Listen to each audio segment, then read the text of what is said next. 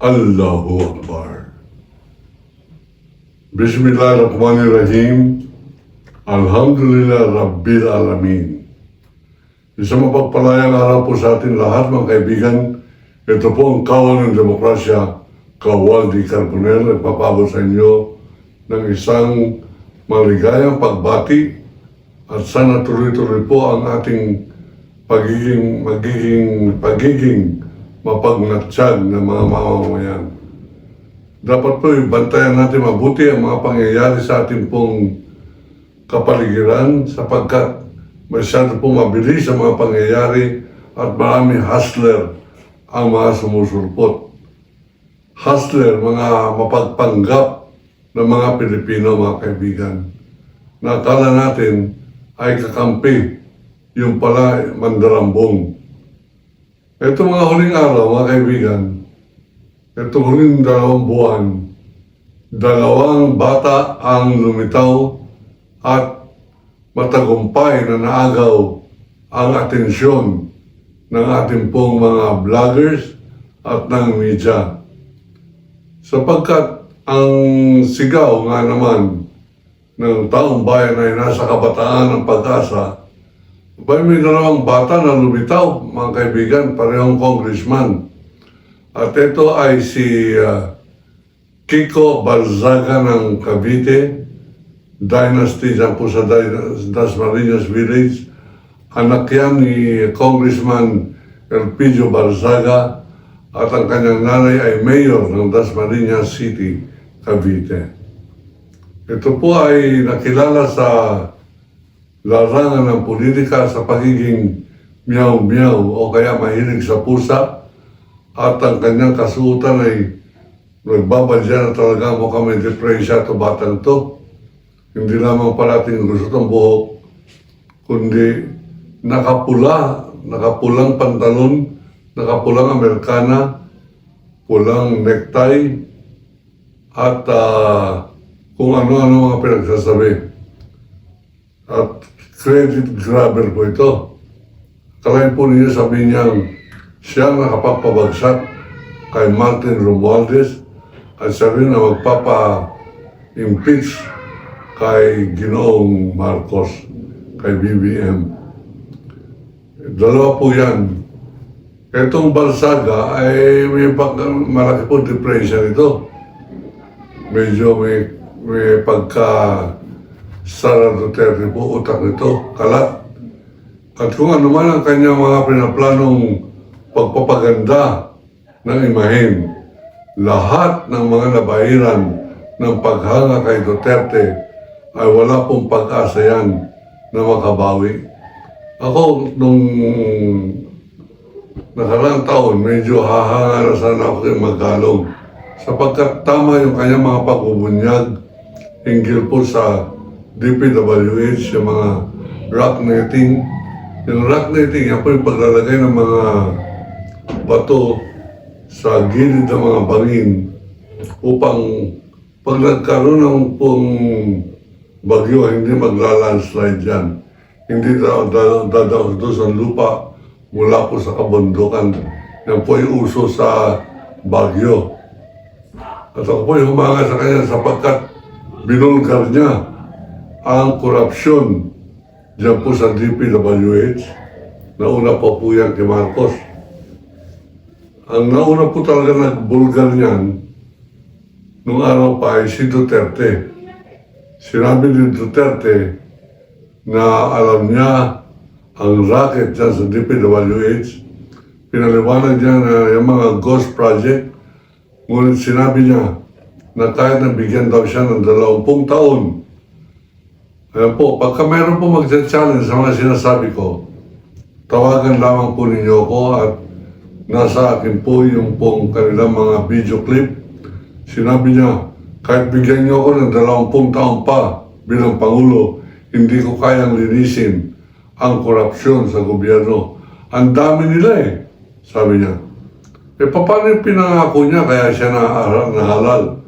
Tatapusin ang krimen sa loob ng 6 na buwan at yung mga drug lord ipapakain niya sa Manila Bay para tumaba ang mga isda at sa loob ng 1 taon kahit na whip, yung parang amoy pa lamang ng corruption, tanggal na. Wala siyang tinanggal na corrupt na tao o corrupt na tao ng gobyerno, naging kakampi niya pa sapagkat pinaka-corrupt na presidency ay yung kay Digong Duterte. Bakit kanyo? Sindikato po yan, hindi naman gobyerno yan eh. Pinatakbo yan bilang syndicate. Patay dito, patay doon, terorismo, ultimong media na takot, ultimong pare na takot, Supreme Court na takot, mga senador na takot, sapagkat talaga mamamatay tao siya. Pumasok siya ng Senate, wala nagawa mga senador. Binaboy niya ang Senado, binaboy niya ang Kongreso, wala nagawa yung mga congressman na Abante. Sumipsip pa sa kanya. Sinabi pa ni Abante na siya ay religious leader at lahat ng kanyang nasasakupan pinaboto niya kay Duterte. Sinabi niya ito sa harapan ni Duterte habang inimbestiga si Duterte tungkol sa mga anomalya ng droga sa Pilipinas. Yung po bang hearing sa Quadcom na yung ay inamba niyang hampasin na mikropono si Trillanes. May wala po nag-contempt sa kanya. Sinabihan pa siya ng Congressman Acop, si Trillanes, o Sani, wag ka po forma-forma dito, ha? Abay, sipsipan agad kay Duterte. Bakit? Natakot lahat kay Duterte, mga kaibigan. Ngayon, sapagkat pinuri ni Magalong si Marcos, nasira agad ang aking konting paghanga sa kanya. Lahat ng mga pumupuri kay Marcos, abay sa aking tingin, binabasbasan nilang kababuyan, kabastusan ang pagkamamamatay tao ni Duterte. Lahat ng pumuri kay Duterte ay stand corrected. Hindi ba Marcos ibig ko sabihin? Abay, pagka meron kang pagpuri kay Duterte, sira ka na agad. Ibig sabihin yung moral direction mo ay mali. Sapagkat sabi nga ni Martin Luther King, yung pong bishop na itim sa Amerika, pagka merong nangyayaring kasamaan sa iyong kaalaman, if a wrong is being committed within your knowledge or with your full awareness and you remain silent, you become complicit, you become participatory, you become a collaborator to the crime. Sa wikang Tagalog, pag kami kriminal nangyayari at ito iyong nanahimik at ito iyong inayunan, kasama ka na sa parang pagganap ng krimen na yan. Pero parang ganyan po ang ibig sabihin yan. Pero para praise lang po ang tawag dyan. Ngayon, sino po yung pangalawang kabataan sa Kongreso na nag-ingay? Abay, bilyonaryong bata po ito. Itong si Congressman Leandro Reviste ng Batangas. Anak po siya ni Senator Loren Legarda at ang kanyang balik Islam na asawa, kaya po sila nakapag-asawa, pareho po sila nagbalik Islam. Pero nung nagkaroon ng kaso ng murder, itong si Reviste, abay, ang una niyang pinakita sa media, siya ay nagro-rosaryo. Okay lang yan. Kanya-kanyang hanap ng kaligtasan. At kung inakala niya makakaligtas siya sapagkat siya ay Katoliko, abay, nangyari nga yan sapagkat yung pong isang witness ng kanyang pagpatay doon sa kanyang best friend na ayaw umamin na meron ng ibang kalaguyo, di umano si Loren Legarda at siya na si Edgardo Angara. Nung hindi niya po sinasabi kay Tony Reviste ang kanyang nalalaman, binaril po siya, pinatay. Yan po naging kaso ng tatay ni Leandro Reviste. Ang kanyang nanay ay senadora. Ang senadora na ito, si Loren Legarda, ay kaibigan ko po yan. Kapwa ko journalist yan, broadcast journalist siya. Ako naman po ay manunulat. Pareho po kami naging journalist, kaya po kami nagkaroon ng pagkakapareho sapagkat malauna naging broadcaster po ko ng DWIZ, DZME, DCEC, at ultimong ABS-CBN, ANC, mga kaibigan. Sa mga tuwid, kilala ko po si Loren Legarda. At si Loren Legarda, bagamat naging anti-ERAP siya noong panahon na binababoy ni ERAP ang presidency, lasingan gabi-gabi, mga kaibigan, at pumirma siya, nagbukas siya ng bank account sa ibang pangalan, Jose Velarde. Ang tunay niyang pangalan ay Joseph Ejercito Estrada. Yan po si ERAP. Yung pong bank manager ay nag-testify sa Senado. Sinabi niyang sa harapan niya, pumirma ng ibang pangalan si President ERAP Estrada. Ang pinirma niya, Jose Velarde, at ang halaga ay 17 million pesos yata yung bank account na yan. Ganun pa man, yan po istorya dyan. At si Loren Legarda ay sumikat sapagkat nung natalo po sila sa butuhan, sa impeachment, umiyak si Loren Legarda sapagkat lumalaban siya kay ERAP Estrada.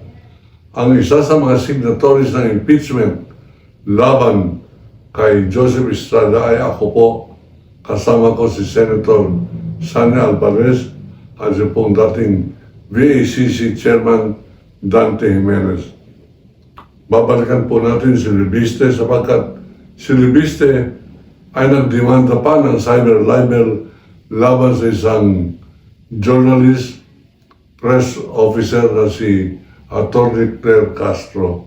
At dito, medyo napakunot na aking noo sapagkat tayo po ay humahanga sa professionalism ni USEC Undersecretary Claire Castro, mga kaibigan. Bukod sa maganda siya, professional po siya. Pero hindi po yun ang batayan. Ang batayan ko ay para po bang pinipigilan, tinatakot ni Libiste ang mga taong pwedeng magbulgar sa kanya. Eh napakalaki po pala ibubulgar tungkol sa pagkatao nito si Libiste. Si Libiste napatunayan na nandaya sa gobyerno ng perang halagang 24 billion pesos. Hindi niya po binabayaran yan. Kaya pala ito ay batang-bata na naging bilyonaryo. Nanloko pala ito. Siya po ay merong kumpanya, ang pangalan ay Solar Philippines. 3 kumpanya po yan, 3 korporasyon. Hindi ko alam dyan kung alin po doon ang may utang na 24 billion sa Republika ng Pilipinas. Ngunit meron po siyang hindi binabayaran mga bilyong-bilyong atraso sa mga bumili ng kanyang kuryente. Yan po mga megawatts niya, 17,000 megawatts undelivered. Bayad na siya ng Meralco ng several billion pesos. Ngayon, sapagkat hindi niya nagampanan yung kanyang mga kontrata sa gobyerno at hindi niya rin nagampanan ang kanyang kontrata sa Meralco, hindi niya pababa, hindi na nagdagan, wala siyang deliver na kuryente, hindi naging matagumpay ang kanyang solar energy, renewable energy program. Abay, hindi po siya nakapagbayad ng bilyon-bilyon peso. Ngayon, binabawi po sa kanya ng Meralco. Siya po ay binigyan ng penalty ng Department of Energy sa halagang 24 billion pesos. Hanggang ngayon, hindi niya nababayaran yan. Ngayon, yung kanyang pagbubulgar tungkol dyan sa Cabral Files, hindi po tayo naniniwala, kaya po sumikat yan.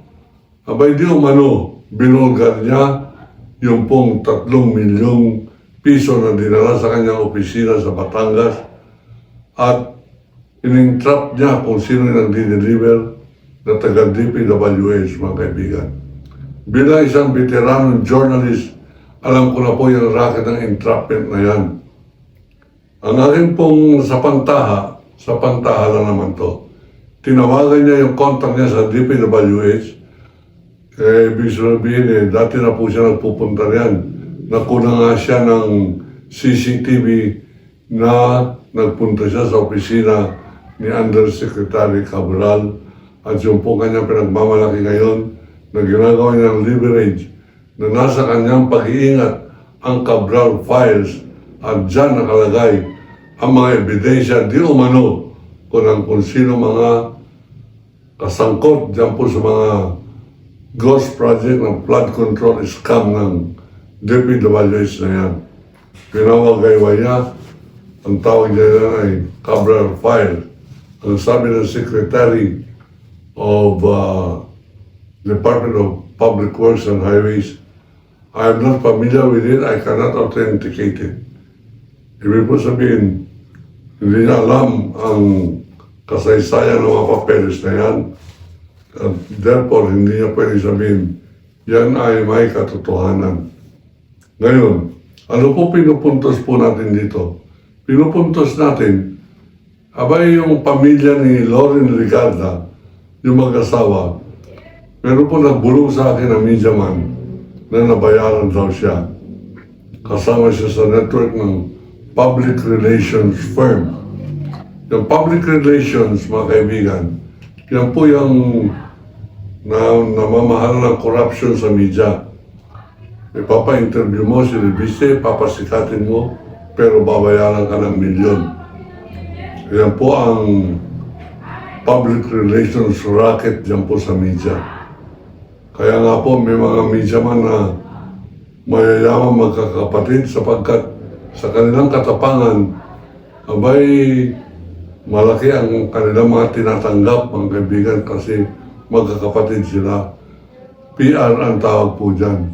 Sila ay tagapagtanggol ng mga kliyente na kaya magbayad. Sila ang tagapagtanggol ni Enrile Hunasan, kapag tagapagtanggol nila yung may-ari ng mga pasugalan. Kaya nga po, hindi nila inaatake si Digong, hindi nila inaatake ang mga sindikato, at lumalabas na sila ay matatapang, pero yan po ay kabahagi ng public relations. O paano nila pinagtatanggol yung mga masasamang tao na may pera, mga atong-ang, ganyan. O paano nila ito pinapaganda ang imahin o sinasalag ang mga atake.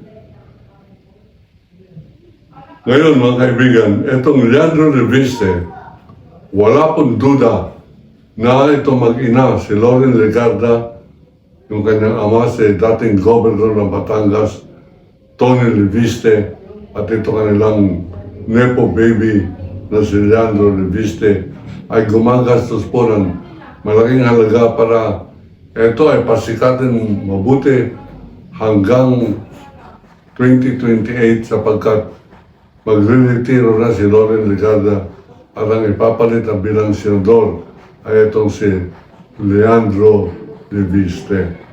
Napakaduming laro, napakaduming tao, napaka-dishonest na bata itong si Leandro Reviste. At dahil po dito, may nagsasaliksik po tayo, patuloy po ang ating pagsasaliksik. At ito po ay susulatin ko sa pangalawang libro ko. At maaari maging topic ko rito next week. Kaya po, yung mga gusto pong sumubaybay sa tuloy-tuloy na pagbubunyag natin tungkol dito sa binibuild up na congressman, binibuild up ng media na congressman na Leandro Reviste, mga kaibigan.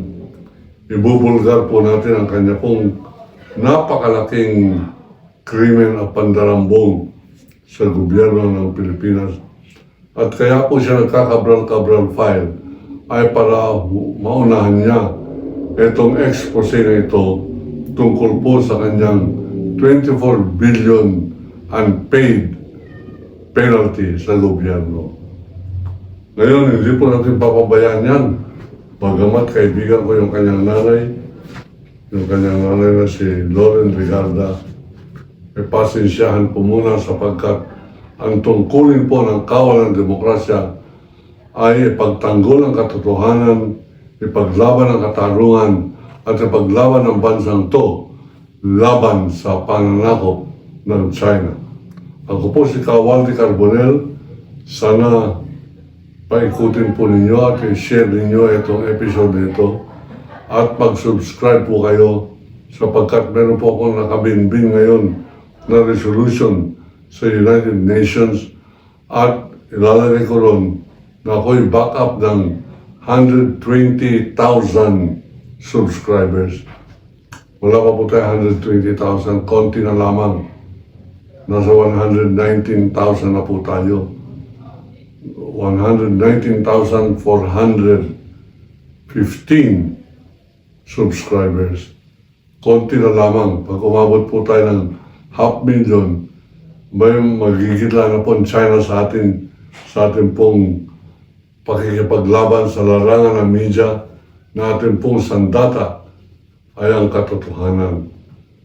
Kung kayo po ay merong pasensya at meron po kayong panahon na magikayat na ibang subscribers pa para kumapal po ang backup ng kawal ng demokrasya sa resolusyon ko na sana mamasukan na sa issue ng West Philippine Sea ang China sapagkat sa July, anniversary na naman ng pagkakapanalo natin sa West Philippine Sea sa demanda ni Pinoy Aquino na ang West Philippine Sea ay talagang sa Pilipinas kahit anong sabi ni Marcoleta na yan ay katang-isip lamang.